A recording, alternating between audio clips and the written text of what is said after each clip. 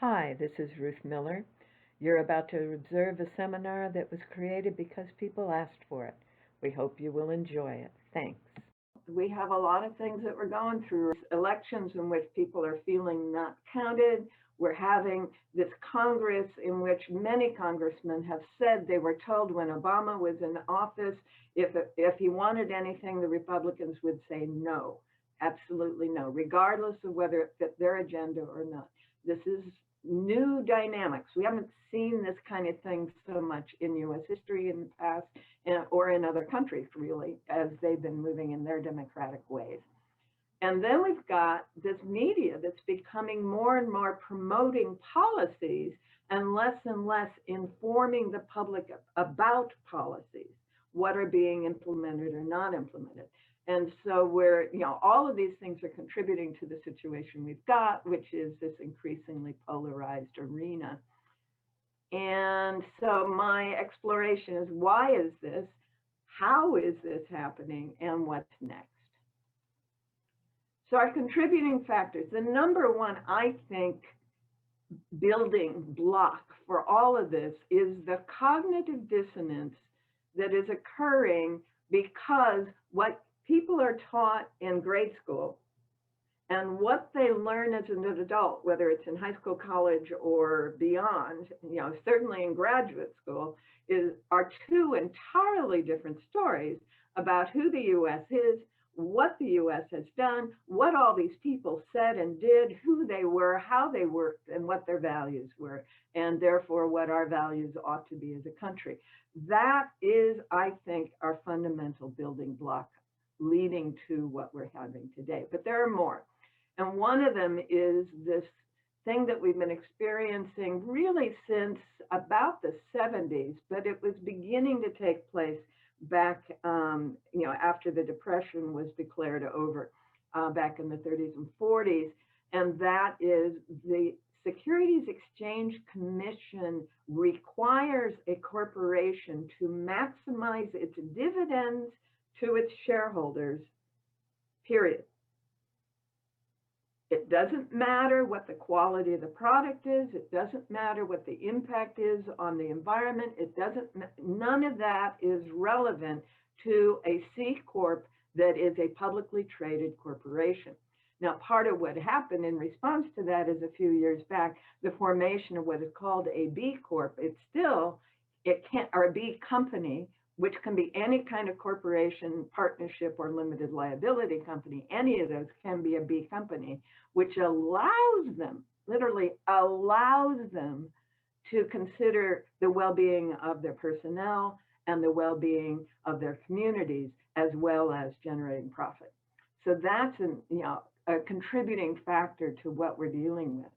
And then we've had, over several decades, the gerrymandering of the parties, of the districts, and there actually is a video out there. I didn't put a link on here, but you might chase it down if you're trying to understand it, where you can have a county that is 80% one party, but if you organize the districts perfectly, they will come out voting for the other party. And that's what's been being done for several decades now.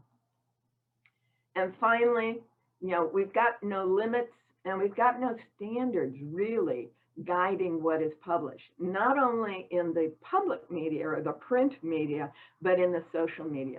So what's happened over the last couple of years is, as social media has been attacked for what they have allowed to be online, they are starting to put limits. And then they tried to implement their limits this last week publicly and got ripped to shreds. And other people are supporting them.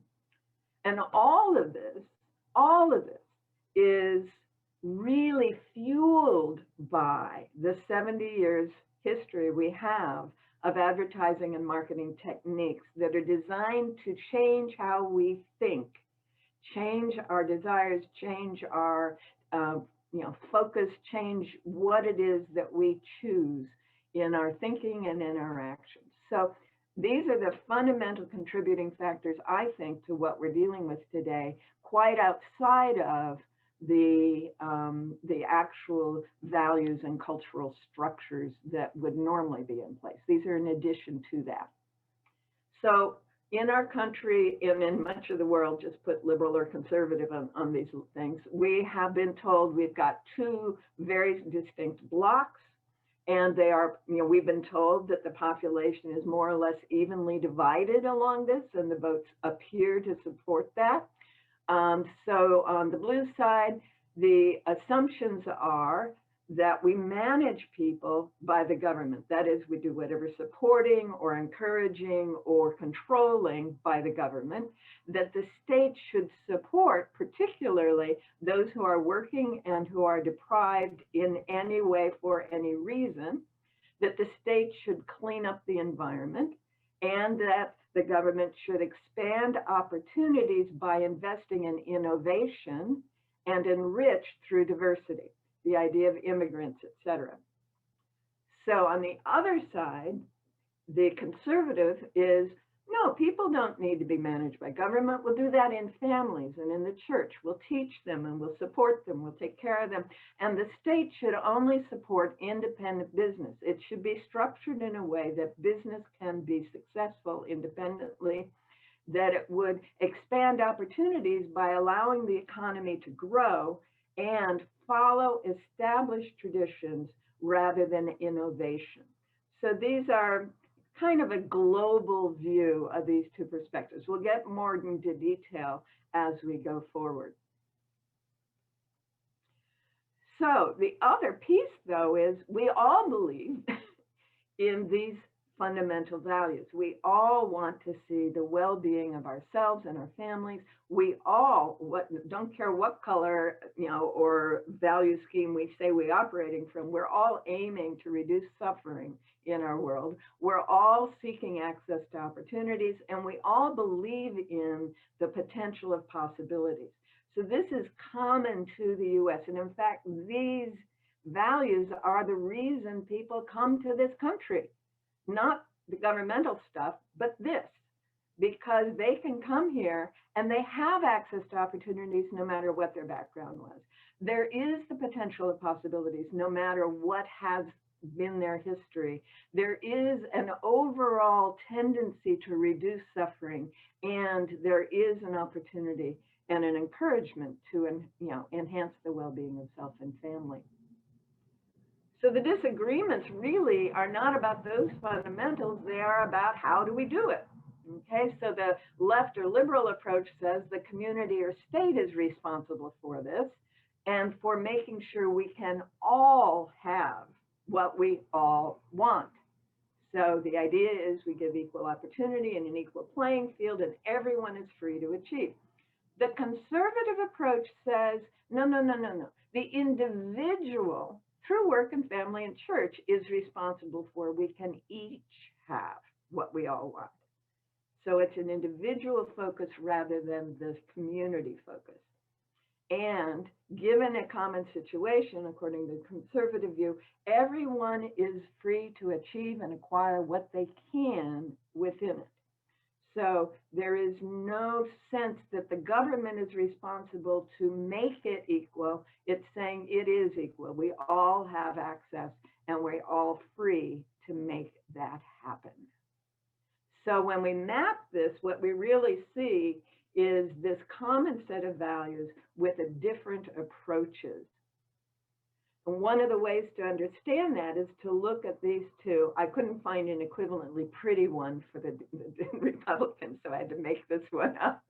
But I found this meme about, the programs that exist because of Democratic leadership. Social Security under Roosevelt, Medicare, the Veterans Administration was established by Democrats. The whole civil rights movement was established by the Democratic leadership. Women's suffrage was supported and made possible, and they keep trying to run the Equal Rights Act through. The Affordable Care Act, the Peace Corps was, and the minimum wage.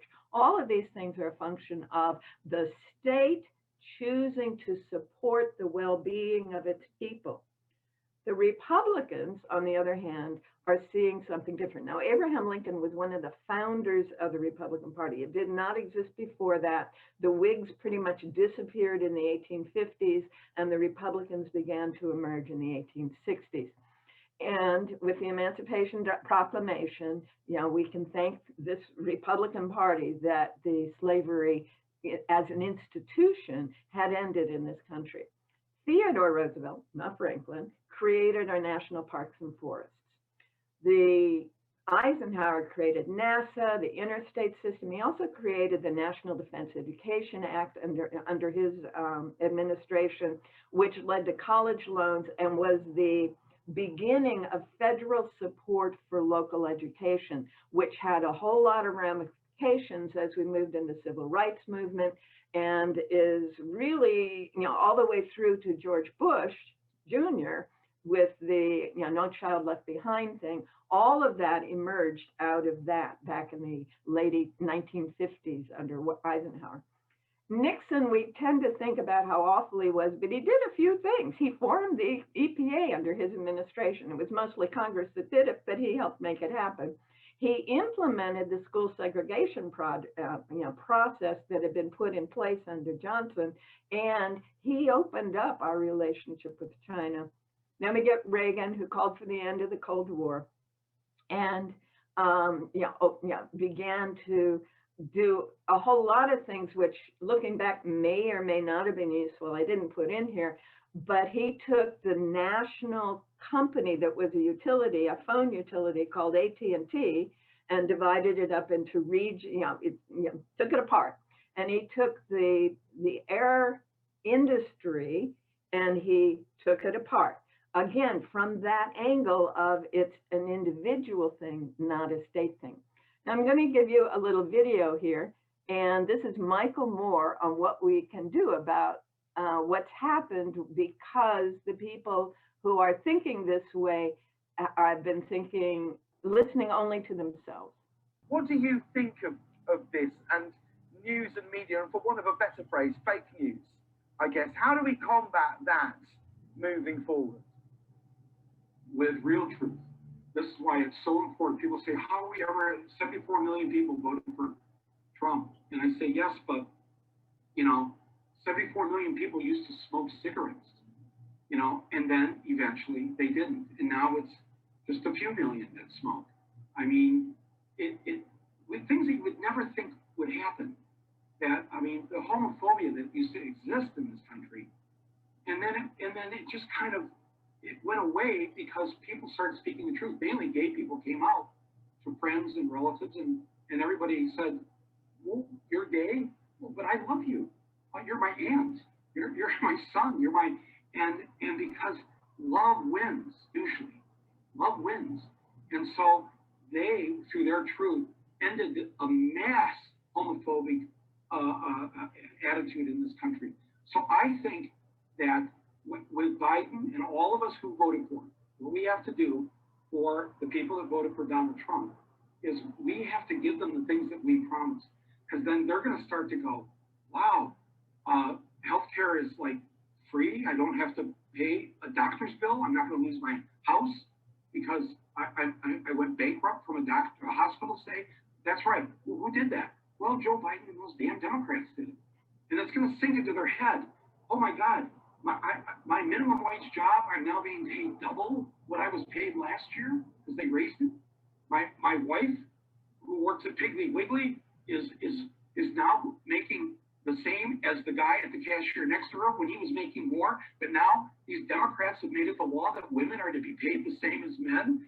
I think enough of that will take enough of them to say, okay, they're not going to call themselves Democrats or liberals or whatever, but they're sure going to see that when we do things, we do it for everybody. When the Republicans do things like big tax cuts for the rich, it's for just a few percentage of the population. I think what he was really trying to say is, and there's a context for this that I hadn't said out loud yet, in the current rhetoric, that is particularly over the last 2 years, but it's been growing since Newt Gingrich established the radical right in Congress. The rhetoric is that Democrats are devil worshippers, are murderers, are going to destroy the country, that liberal and Marxist are one and the same, da da da da da. That's the rhetoric. So I think what Michael was saying is, if that's the only thing you have heard about what this other way of thinking is, then perhaps you might get some of that undone if you see the impact of what this party does when it's in power. Okay, I think that's where Michael was going. Not so much you're wrong, we're right, but if you're going to demonize this group of people, watch them in action, and maybe you won't demonize them anymore. I think that's the direction he was going. And that's certainly the direction I was going when I was playing that information. Yeah. So rhetoric, and that's where I want to go here. The rhetoric is what made it so divisive and so awful, okay? It wasn't anything about the content. It was purely the language about it. And that language and the ability to use it comes out of that marketing culture I was talking about. We have this 70-year process of training people to buy into the marketing. And when someone uses it appropriately, then that's what they believe and that's what they accept. And part of why I was interested in the Michael Moore thing was what he was responding to was, and I have it in a couple of other places as we go forward, what do you do when people who are in one camp or another only listen to each other and never get to try to cross the lines? And Larry asked me about this in a meeting yesterday, and it is a huge part of what needs to happen now.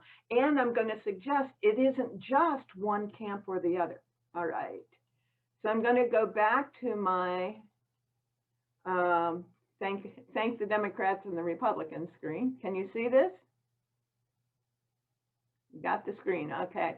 So this is just for fun. One of the things that the rhetoric does is say, you know, who is out for spending a lot of money. And I just like to stick this one in periodically. I get a different one every couple of years. And here's another one. This is, the rhetoric is that the Democrats are out to give money to the poor. And so we have an increase in the pink ones, and generally an increase or a decrease in the blue ones. Isn't that interesting? All right, so where I want to go now is look at what the real distinctions are between the groups. The rhetoric is what it is, but what are some of the distinctions between the two groups, and what are some of the actual values, classes, and structures in the country? So the first one is the role of government. And we have very different understandings in the two parties about the role of government, or in liberal versus conservative, if take out the party language. So the state role on the conservative side, okay, the state should have no power over anyone's actions or possessions at the greatest limits. The state should just let business do what it does. The state should support businesses. And this is what we're seeing in the saving of the banks, you know, the various tax write-offs we have for corporations, all of that. If it hadn't been a conservative government in 2009, 8, or that during that period, the same amount of money might have been distributed to all the mortgage holders to pay off their mortgages. Instead, they were distributed to the banks that held the mortgages. So that's an example of the difference between a conservative versus a liberal perspective. Again, based on the assumptions about what the role of government is. The role of government in the liberal mind is the state, you know, can regulate business. The state, you know, we need national utilities. We need to have standards that a government, you know, imposes on. As it goes further and further left, we have state-run utilities and public services, so that the phone company would be a state service, the power company, et cetera, would all be.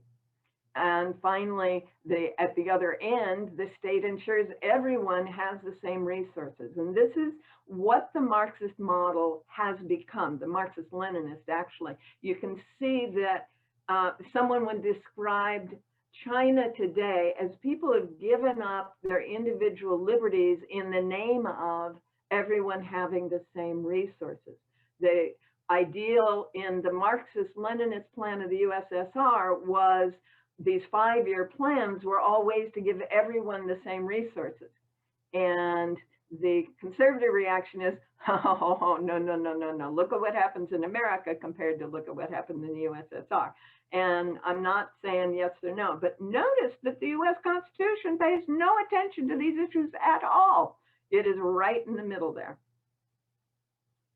So one of the things that has come up in the last couple of years is, and particularly in the last year, is this idea of critical theory, and enacting laws to help the oppressed is a Marxist idea, all right? The QAnon people are the exact opposite again, and we'll talk about that in a minute, but these ideas, if you've never heard of critical theory, they emerged in the 30s in Germany, based on Sigmund Freud and Karl Marx. That's where they get Marxist, because he was the one who laid out the idea that there is always an oppressor, and those who are oppressed will always ultimately rise up and take over, whether it's a company or the state. And that's these ideas that came from Freud and Marx. And there's a wonderful guy, very conservative speaker, dark-skinned from, he's at the Hoover Institute at Stanford right now. He's in his 90s, and he grew up under the racist policies of the U.S. and as a young man was accepting Marxism, and so he's in his 90s now, so that tells you how old he was when he did in the 20s and 30s. But he was strongly influenced by William F. Buckley Jr. and gave up that set of ideas because he is now speaking out against social programs designed to help poor people. So he's become a conservative in the same way that we laid out here. He went from this idea over here to this idea over here, okay? He's really pretty radical right now in his thinking and has made a huge point that the programs that were enacted, and I think this relates to Carolyn, the programs that were enacted actually had negative impacts nobody expected. By helping single moms with kids, we destroyed the families, for example, is one of them. By setting up special zones, we actually created something like ghettos and so on. So these are some of the issues that he brings out, and he's a very vocal critic of the critical theory. Now, what's interesting is he's a Yale graduate, and he got it as an undergraduate, and that's when he became a Marxist. Well, that would have been in the 30s and 40s. I'm not finding very many colleges that teach this, but it is spoken of as if every college student who has anything to do with any sociology or social psychology class or anything is immersed in this approach, and this is how they're thinking. So again, the rhetoric creates these extremes. But if you're wondering where they're getting this Marxist stuff around Black Lives Matter, this is where they're getting it. And one of their arguments against it, or chief arguers against it, is Thomas Sowell. Now, QAnon, you may have heard this term. It's an unidentified set of people who run websites and social media describing the American political scene in terms of a powerful deep state. And they say that Democrats and people support them are guilty of all kinds of terrible things. Now, I'm not going to spend time on this, but that link there is a BBC YouTube explaining QAnon. It is very, very good, partly because it's from someone out there explaining it in this country. So you might want to go look at that. Okay, so we've had disagreements about how. Now we have to look at the disagreements about the what. The question, is there a free market? Are there people who are oppressed? Okay, I'm going to do the oppressed first. The liberals generally say, yes, people with darker skin are given fewer opportunities and are abused by the justice system, and that women and children too are. There are oppressed people. The conservatives say no, because the data they have tells them that more dark-skinned people are in jail because they break more laws more often. I think one of the arguments that came up out of the January 6th event was, or one of the points that came out of that was, wow, if those guys hadn't been white middle-class males, that might have gone down very differently. If they had been women or people of color or a mixture of all of the others, it would have been a very different scene. So this is the kind of discussion that is going on with the question of, are there really oppressed people? The conservative viewpoint is everybody has an equal chance to take care of themselves. We do not oppress people in this country. The liberal view is, well, we'd like to not, but in fact, we have institutionalized oppression in many ways. The free market question has to do with what is the role of government, okay? The liberals say corporate capitalism, that's the one where a corporation is required to maximize its dividends to its shareholders, and often the largest number of shareholders are the top management, okay? And government lobbying, back to Carolyn there, okay? There's no free market when those are the ground rules and those are the norms. The conservatives say yes, anyone can build a business and make lots of money as long as government stays out of the way. And I've been kind of laughing. I've been hearing a lot of upset around big tech. Well, big tech are people who have built a business and made lots of money and in a free market system. And there has been no regulation. And now, there's anger because they have so much power. Well, they don't really have so much power. And when an independent company says, no, we have restrictions on who can use our product and who's going to be able to do that, and says, no, you can't use that, they have every right to do so. They're not a government agency that is required to limit such, or required to keep everything open, like the floor of Congress. Another set of what? Is there really a they who run things behind the scenes? We all believe in they, actually. But to the liberal, it's not so many, okay? As Carolyn pointed out, there are a few lobbyists and power holders, power brokers, but we can have power in our local communities, and we can take back our national government in a peaceful way. The conservatives say yes. The Democrats have created a deep state, okay? The more conservative, the more radical, the more hellish the Democrats are portrayed as. This is normal. Liberals and Marxists and pedophiles and other felons, as a quote from a senator on the Congress floor. Okay? So it's pretty awful. If you haven't heard about this deep state, I have done some research and I have little notes on that in the handout you're going to get. The deep state, it turns out, it's the long-term civil servants. It's the folks who have a career in the government, regardless who's in the administration. That's the deep state. And they're going to follow the rules from whatever was put in place before them, and they're going to take care of themselves, and they're government employees, so there's a whole culture around that. But that's what they're talking about when they talk about deep state. And an administrator doesn't like it, and individuals often don't like what a bureaucrat, a civil servant chooses to do, but that's really all we're talking about. I was getting real concerned because of the way I was hearing it talked about from both sides, both the Reds and the Blues, but it's just the folks that keep on plugging away at their jobs in the federal government, wherever they are, and saying, I'm sorry, sir, you can't do that because the rules are this. Or, yes, we can do that. And we're going to go ahead and do that because that's what the rules say. I know you don't like it, but that's okay. The rules say this. So that's where we are with this thing called the deep state. Okay, the next question about the what. Do the owners of the media outlets really control what's being said? Yes. And one of my favorite ones is This is apocryphal. I do not know that it's true, but it's an interesting report that when the Rupert Murdoch media, Fox News, declared Arizona for Biden with only a small fraction of the votes in, Trump apparently called Murdoch and said, "What the hell are you doing?" And Murdoch said, "Face it, fella, you've lost," and proceeded to completely shift the Fox media way of reporting the election and everything since as a result of that. So that's an example of how much control the owners have. And the last one is, this disagreement about, or this question about what. Everyone says we have power, but they disagree about how it works, how to use it, and how to maintain it.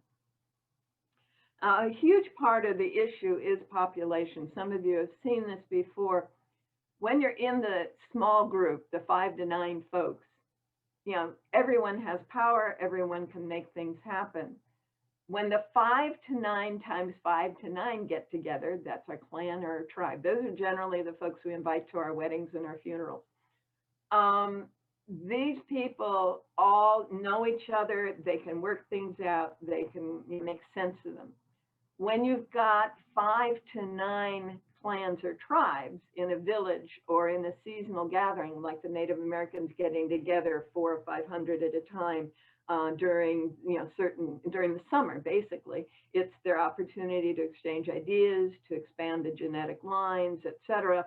You still can know everybody, sort of, okay? You definitely know everybody in here, but there will be some people you don't know at this level.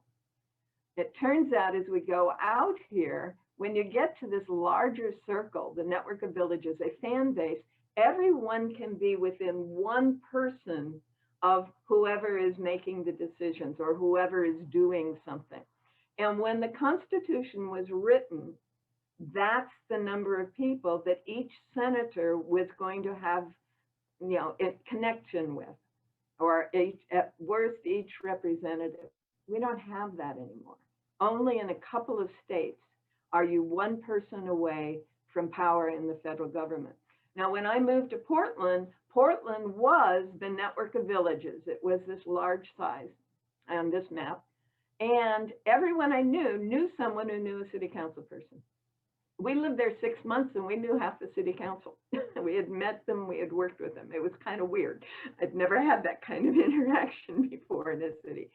And you can't do that now. It's like 1 million people. There is no way that everyone has access to power. And it's really about access to power. So if you don't feel like you have access to power, you're going to think you don't have access to power. You're going to say we don't have power, that there's a they who are running things, and I don't have any voice in that. So this is part of the problem that we're dealing with. We just need to be aware of that. As the population grows, the sense of powerlessness grows.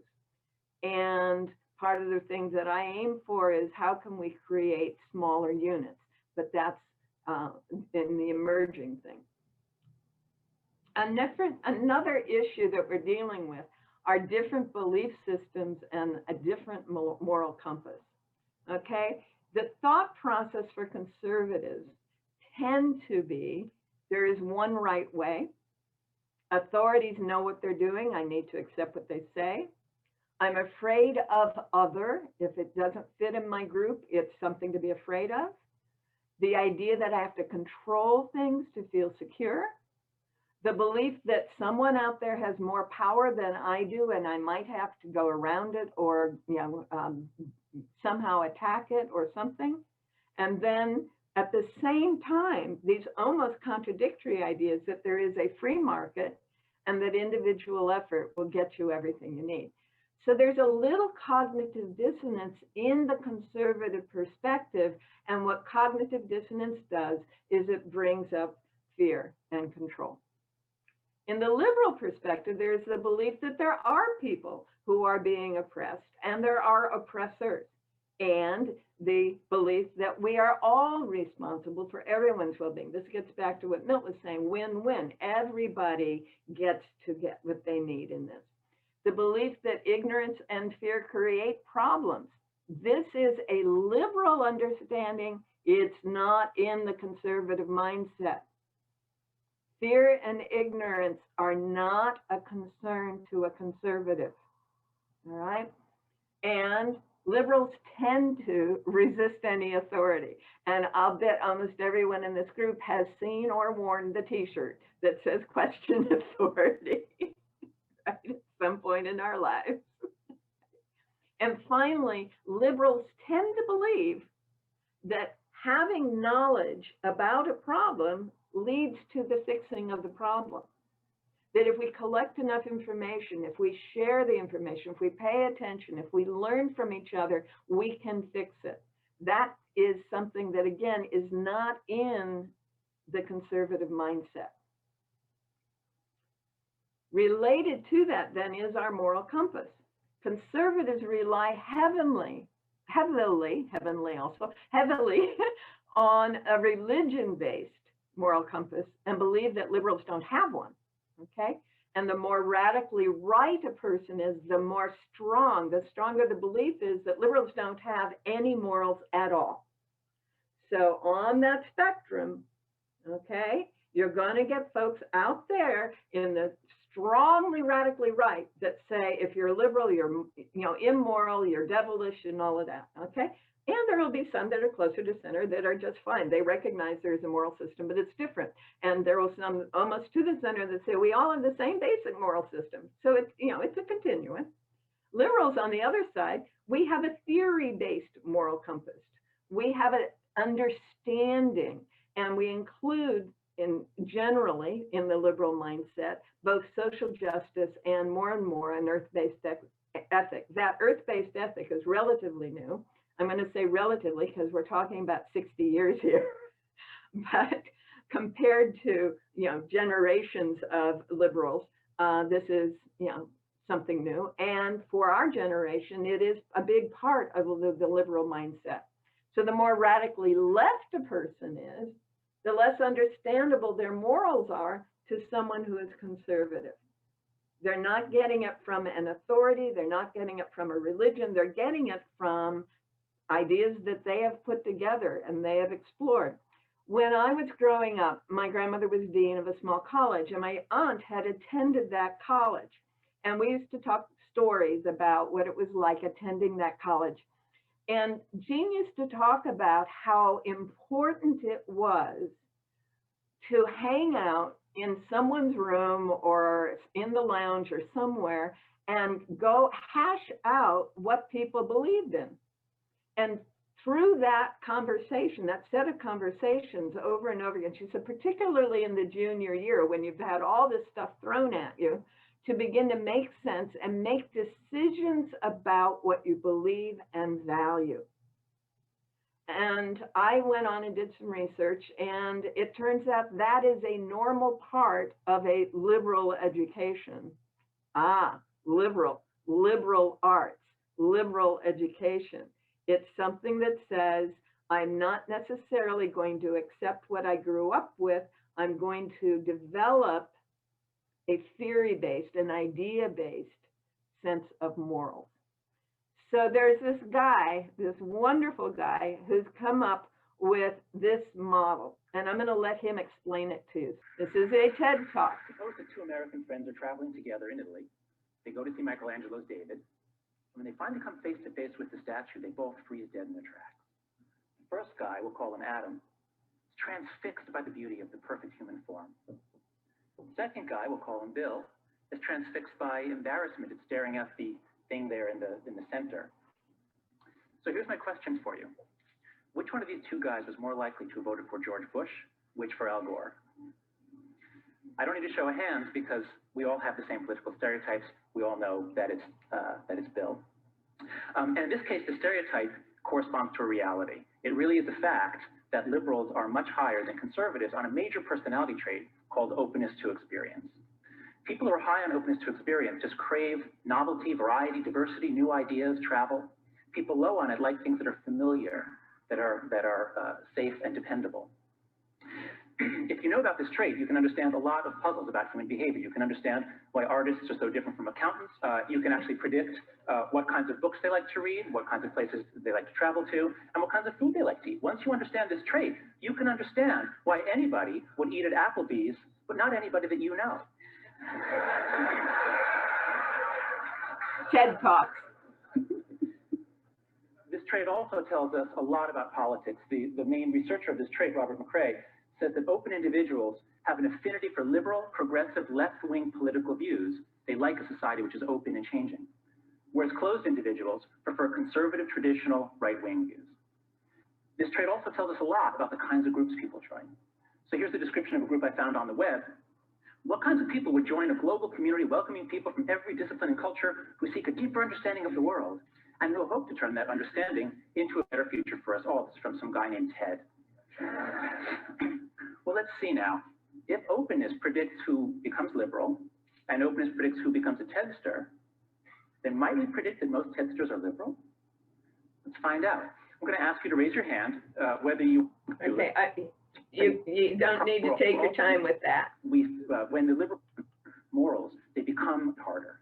Because when people all share values, when people all share morals, they become a team. And once you engage the psychology of teams, it shuts down open-minded thinking.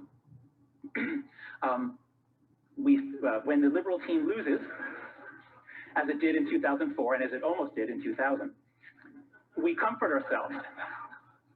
We try to explain why half of America voted for the other team. We think they must be blinded by religion or by simple stupidity. Hopefully not so much anymore.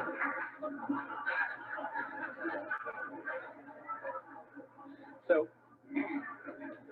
if you think that half of America votes Republican because they are blinded in this way, then my message to you is that you're trapped in a moral matrix, in a particular moral matrix. And by the matrix, I mean literally the matrix, like the movie The Matrix. But I'm here today to give you a choice.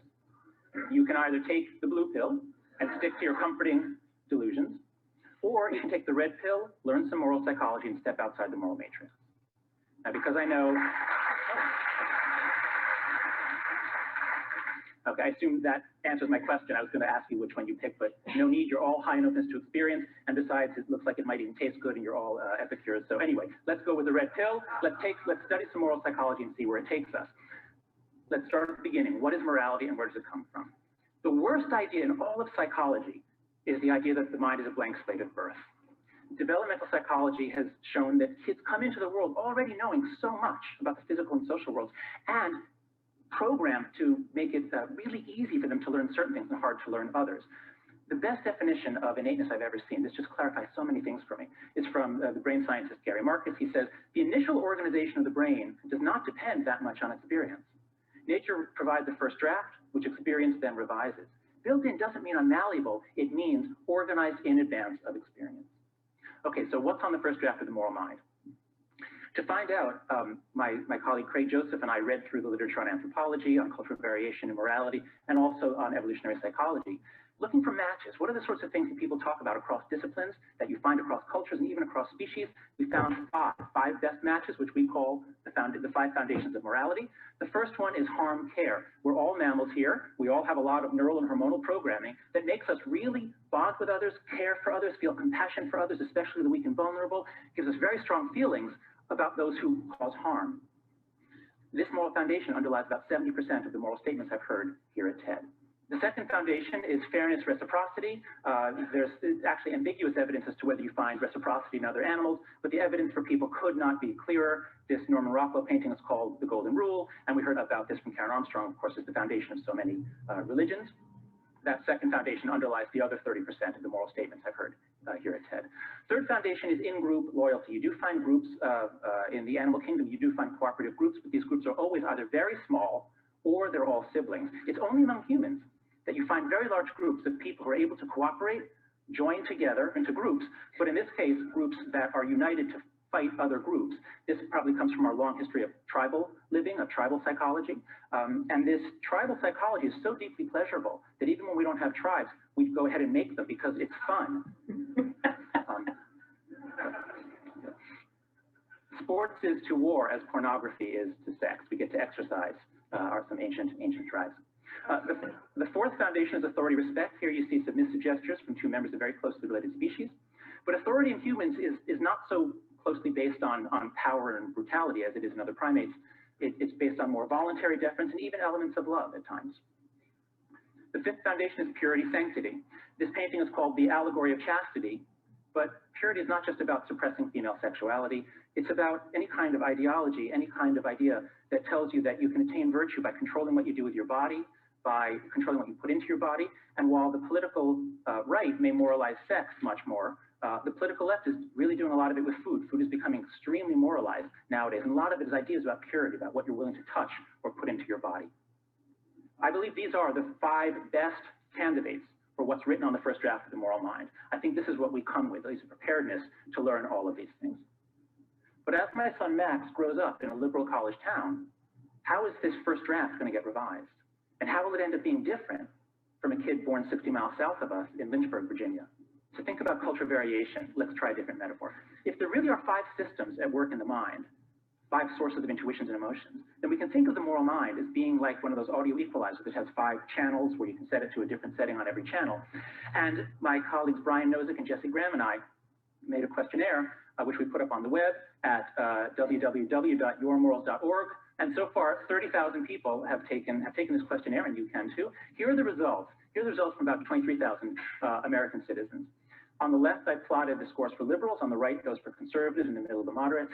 The blue line shows you people's responses on the average of all the harm questions.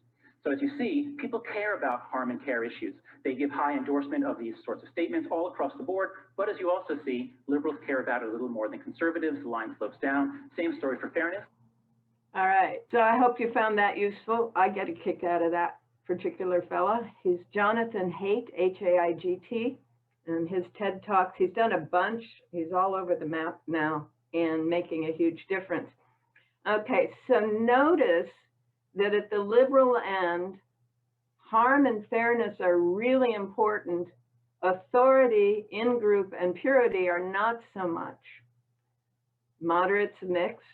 When the time we get to the conservative end of the spectrum, harm, caring for people in harm, and fairness have gone down quite a bit. Authority is more important than fairness. In-group is more important than fairness. And purity, however it's defined by that group, is more important than fairness. So here, the liberal mindset doesn't pay a whole lot of attention to this stuff, but for the conservatives, it's as important almost as whether you are taking care of or doing harm. And this is a huge piece of why those 2 different viewpoints and that kind of rhetoric that we have seen. You know, I think we can look at it as fear and control. If I'm afraid, I have to be in control. That's really what it's about. And it's when rhetoric encourages fear, when examples that are provided from the media are encouraging fear, then the need for control will be even more pronounced. It doesn't matter who it is. It doesn't matter where it is.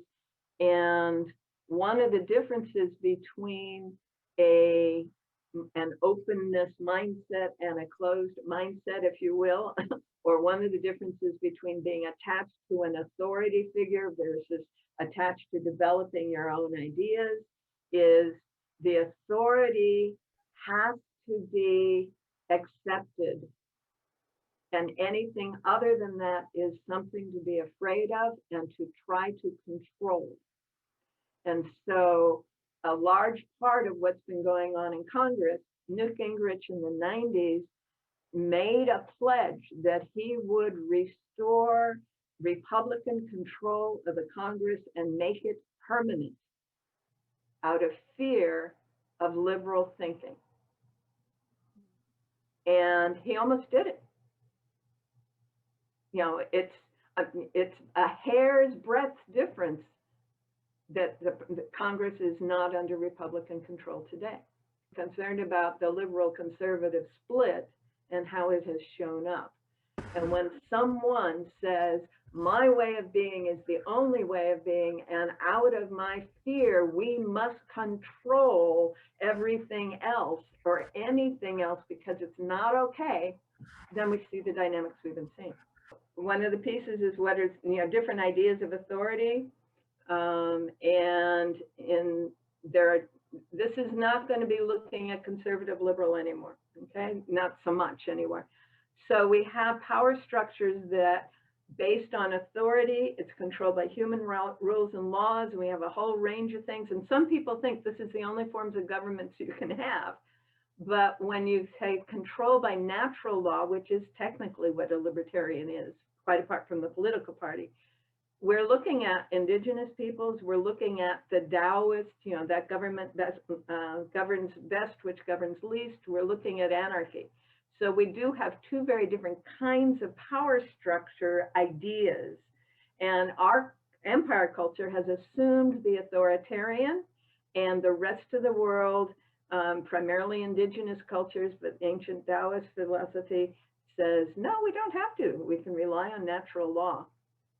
So I've created this framework for thinking about this and put bunches of people. So we can have one person rules over all to everyone is their own ruler.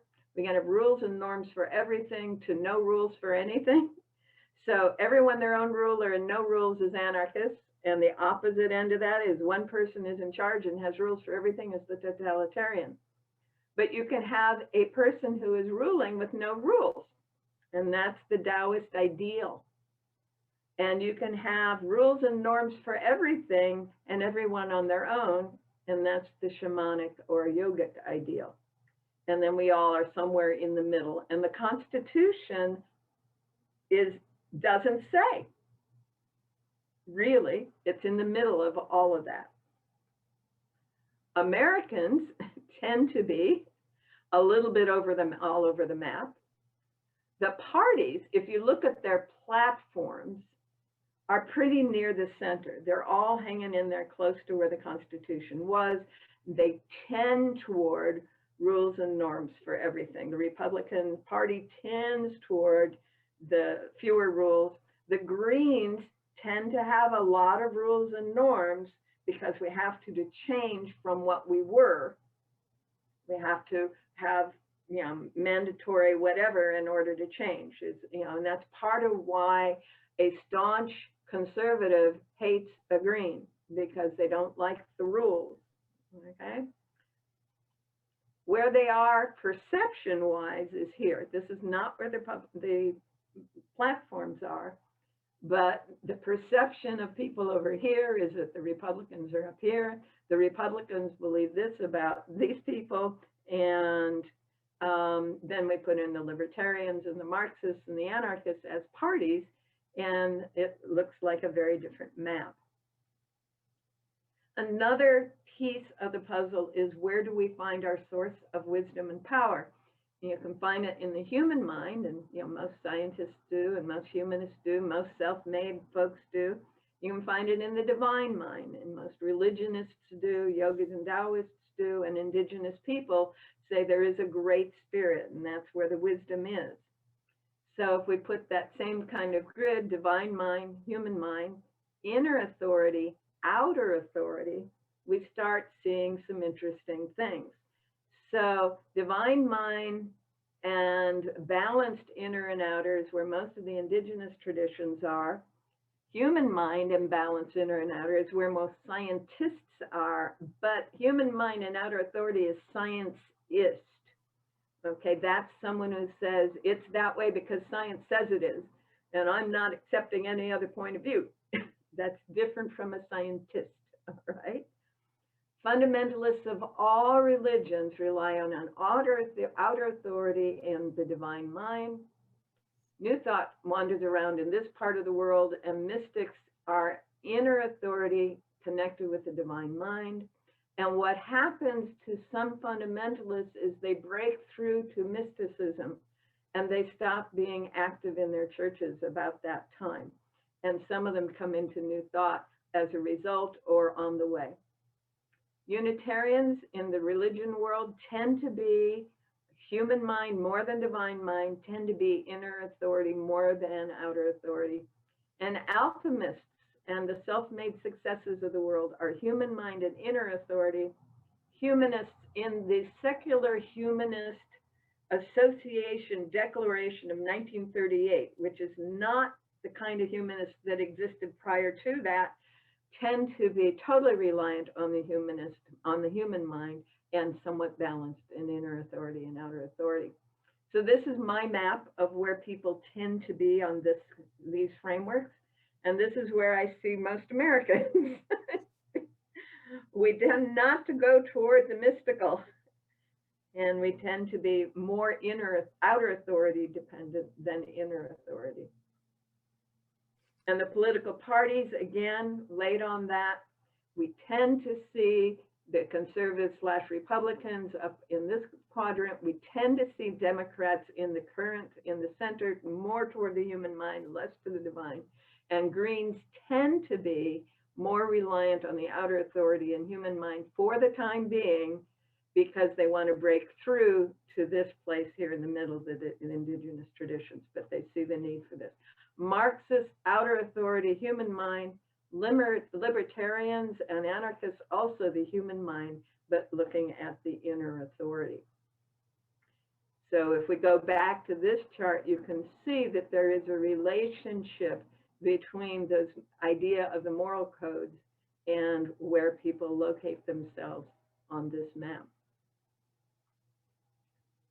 We also see different kinds of classes. For what it's worth, this is what my backyard looked like when I was growing up, exactly like that. So where I'm looking at here, this is something I've published in a couple of places. This is the idea that some of us work with our head and some of us work with our hands. Some of us are more concrete thinkers and some of us are abstract thinkers. And our American class structure is actually based on this grid. And for 90% of Americans, they believe this is the American class structure. And it's all concrete thinking. Historically, in all kinds of ways, this is what people, politically, this is what they're thinking about. Actually, though, there's a whole lot of people over here, or a whole lot of types of people over here. And these are the turtlenecks, okay? They tend to, you know, I like the different garb thing, right? And there's Amber in her turtleneck, right? Amber Rose. But ministers and social workers tend to be a little bit of both, concrete and abstract, working with their heads. Turtleneck scientists tend to be more abstract. Turtleneck philosophers work totally with their heads and their abstract thinking. Turtleneck artists, designers, and architects tend to work with their hands, but they're still in the abstract thinking world. So these concrete thinking classes are ignoring a huge amount of what's going on in the country. So I inserted two other classes. And one is what I call the Tuxedos. These are the people who do the bulk of their work in formal receptions and live in a world with lots and lots of stuff and lots of money, but also the entrepreneurs and self-made successes who have to balance, you know, concrete thinking and abstract thinking. Entrepreneurs and successes tend to work more with their hands, but they also have to work with their head. So this, to me, is a way to really look at American classes. And if we look at it from another perspective, Americans tend to fit the cloud, and they tend to be excited about where that star is. We celebrate the tuxedos, we celebrate the entrepreneurs, we celebrate those scientists who make breakthroughs. We kind of sort of accept ministers. It's as if those are the people we all would like to be, but this is where most of us are in our thinking about how things are. So for most Americans, the t-shirts are the immigrant day laborers, and the philosophers are the people who are on the fringes of society in their ivy towers, and they don't neither of those groups really count in their thinking. Another way to look at this is in terms of class structure, okay? The lower class tends to be the t-shirts and some of the blue and pink collars and some of the artists and designers. The middle class, which you almost can't see the pink cloud here, is pretty much everybody except for the turtlenecks and the philosophers and the t-shirts. And the upper class is the white collars and tuxedos, a very, very few blue and pink collar who have made it through the top, and then the entrepreneurs, and a very, very few of the ministers. Like, you know, an Episcopal minister in most towns will be considered part of the upper class. A Baptist minister will not, for example. So this is a way to think about class structure in our country, which is different from the way it is in, say, Britain or France or any of the other countries where they're really conscious of class. Another way to look at all of this is population. And this is part of why most people assume these are all the classes we've got, because the most of the population is in these classes, with just a few tickling over into these other areas. 20 to 30% max of Americans are on this side of the abstract concrete thinking thing. Our whole education system is geared for concrete thinking. It's not until you get into, you know, really advanced stuff that you start to be okay if you're an abstract thinker in our school system. You have to figure out how to make it work. So if you're bright enough to figure out how to make concrete thinking work, you can get away with it. But you know, to be an abstract thinker in our school system means you're ADHD or a daydreamer or a rebel or something like that. And where are the political parties? This is where it gets interesting, right? Concrete thinking, mostly white collar going into the blue and pink.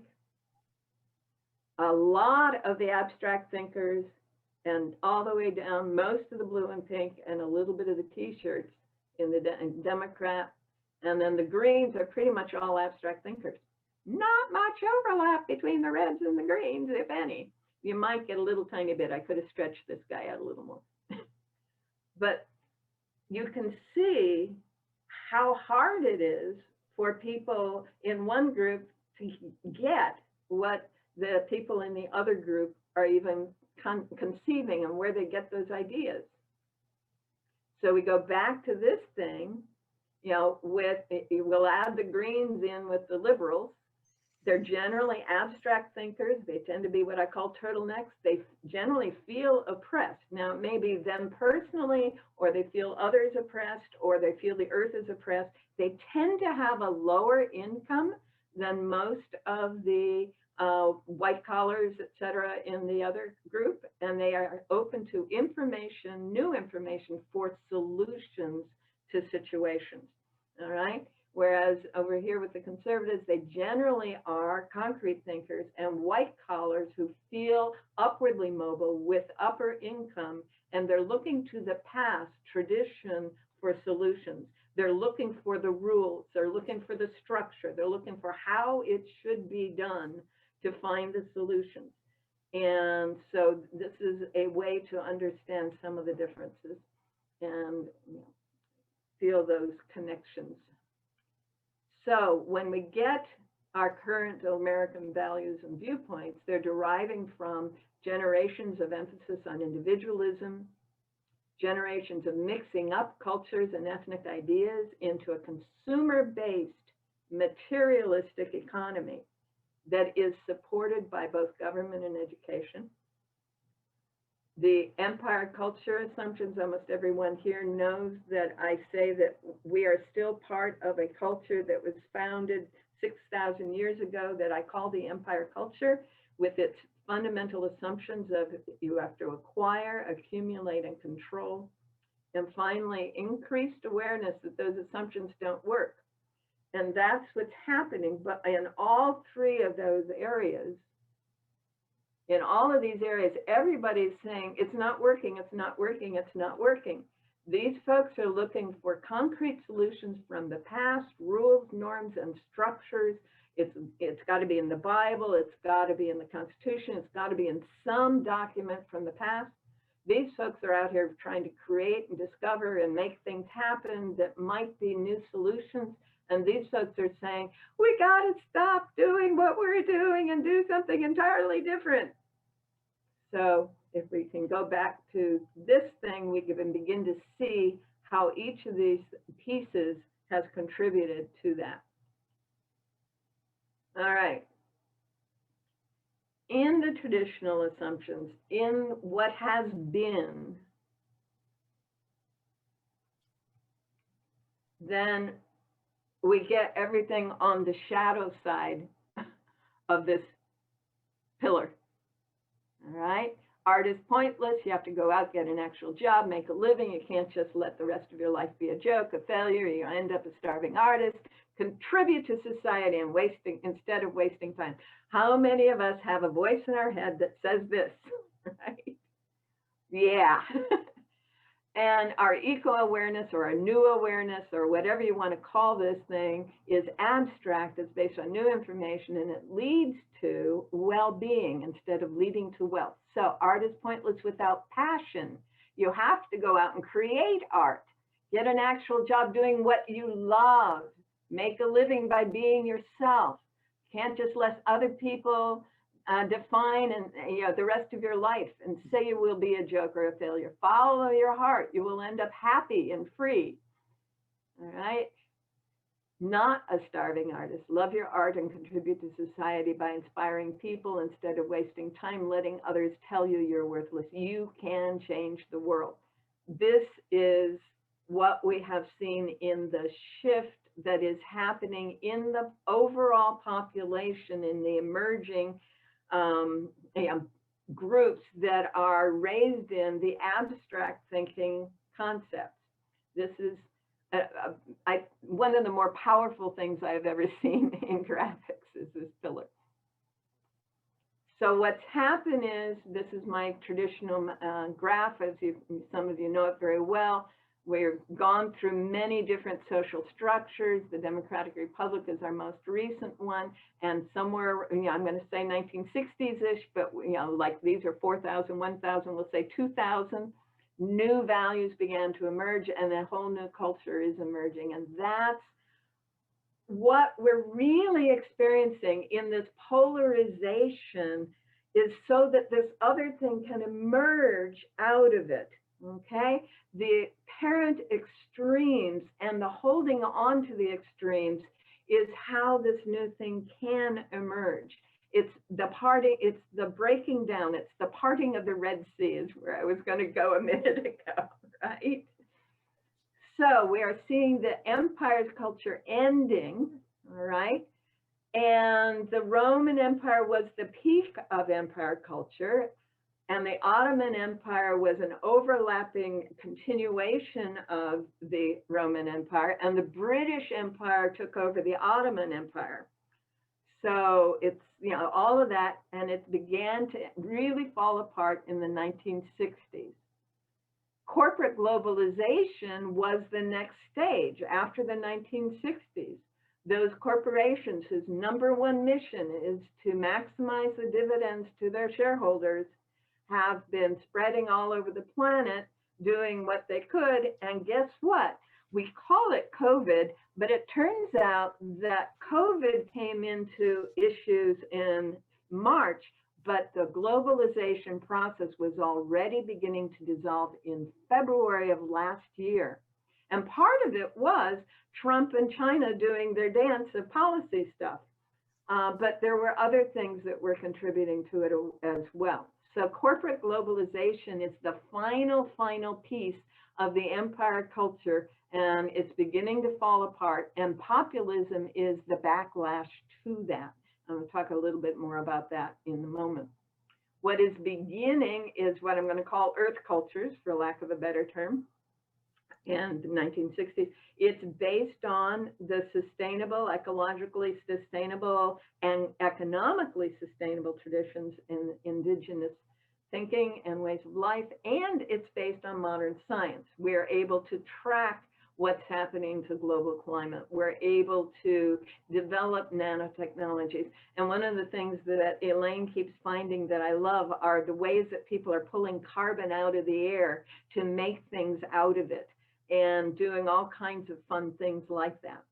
It is a global culture because of the modern tech that rose in the corporate globalization, which is now falling apart. And that's often how it happens. There's a stage in process to put something in place, and then that stage goes away, and now we have this thing in place. And it'll be interesting to watch how this thing morphs as that thing falls apart to build it. In the new culture, in the earth culture, there are a range of approaches currently happening, and some of them look like very conservative, libertarian, if you will, preppers. But they're in fact learning to live off the land, learning to live off the grid, learning to live in concert in harmony with natural processes and natural law, rather than according to the dictates of empire culture. The whole permaculture movement, which is now all over the world and really making a difference, it's just fascinating to me how many different ways it's being implemented in different places. But the other piece that's happening is people are recreating ancient tribal villages in various places around the world. And I'm seeing it in places where tribal life is not so long ago, but I'm also seeing it in some places where they're having to go back and say, hey, Grandma, how do we do this? And beginning to recreate it. So that is so lovely. As the global corporate globalism comes apart, we're seeing a lot of issues emerge. And that thing that happened on January 6th is a perfect example of how people who are terrified of the world that they knew falling apart react. And in this case, they honestly believed that their commander-in-chief wanted them to save their government because everybody else are all others, and they're going to destroy America. And it's not new. I went online. I was thinking that these kinds of riots happen, every 5-10 years. It's literally almost every year since 1770 or 1760 something. That we've had these kinds of things where a bunch, mostly white middle-class males, disenfranchised, feeling committed to a goal, come over and do some damage. And at the same time, all these wonderful things are happening all over the world. It's beautiful to see. You can see them on YouTube. You can see them on the Good News channel that Elaine uses a lot. And it's on my website, by the way, a link to a Good News. Millions of acres of what have been deserted, dry lands in India and in Africa are being restored using permaculture techniques of swales and middens and catchment ponds. And so even when the rain doesn't come for a year or more, there's enough water to maintain a growing ecosystem. They're planting trees to hold on to the water. They're recreating watersheds as well as recreating farmlands.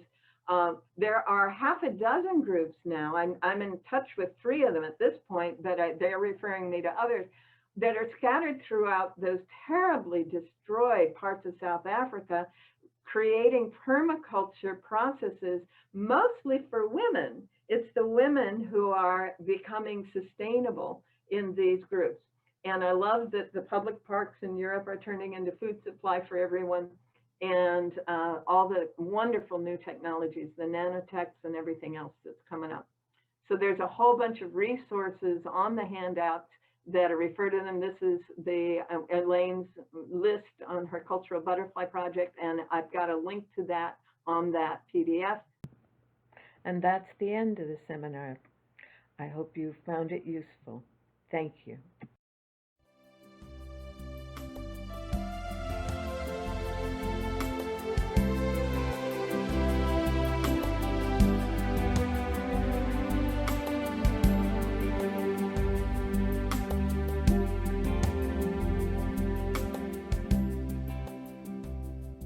Thank you for joining me.